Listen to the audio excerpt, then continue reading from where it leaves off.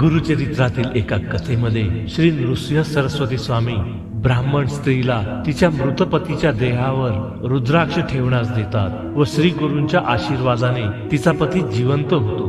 ती ब्राह्मण स्त्री जेव्हा श्री गुरूंना भेटते तेव्हा त्यांना ते रुद्राक्ष परत देते। त्यावेळी श्री गुरु तिला रुद्राक्षाचे महात्म्य वर्णन करतात। रुद्राक्ष धारणे पुण्य, मिती नाही अगण्य, आणिक नाही देवास मान्य, श्रुती संबंध परियेसा।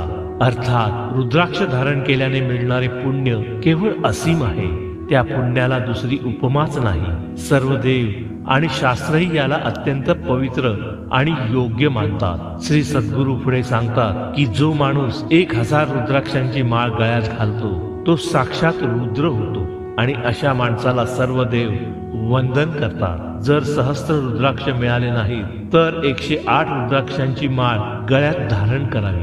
माणिक, मोती, स्फटिक, चांदी, नीलम आणि सोने यासारख्या मौल्यवान रत्नांसह रुद्राक्ष माळ बनवून श्रद्धेने धारण केल्यास रुद्राक्षाची शक्ती वाढते आणि जीवनभर पुण्य मिळते।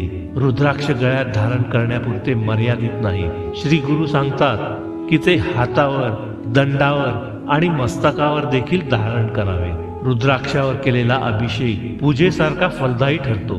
त्यामुळे रुद्राक्ष धारण करण्याच्या जीवनात मानसिक शांती, आध्यात्मिक उन्नती आणि पापमुक्ती होते। योग्य रुद्राक्ष योग्य प्रकारे धारण केल्यास जीवनातील 4 पुरुषार्थ धर्म, अर्थ, काम आणि मोक्ष साधता येतात। भक्तिभावाने धारण केलेली रुद्राक्षाची माळ माणसाला पापापासून मुक्त करते आणि सद्गती देते। श्रद्धा आणि भक्तिभावाने रुद्राक्ष धारण करणाऱ्याचे जीवन पुण्यदायी आणि आध्यात्मिक उन्नतीस पात्र ठरते।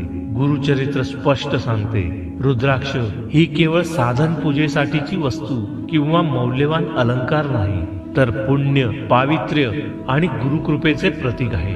ते जीवनाचे रक्षण करते, पाप नष्ट करते आणि मोक्षाचा मार्ग दाखवते।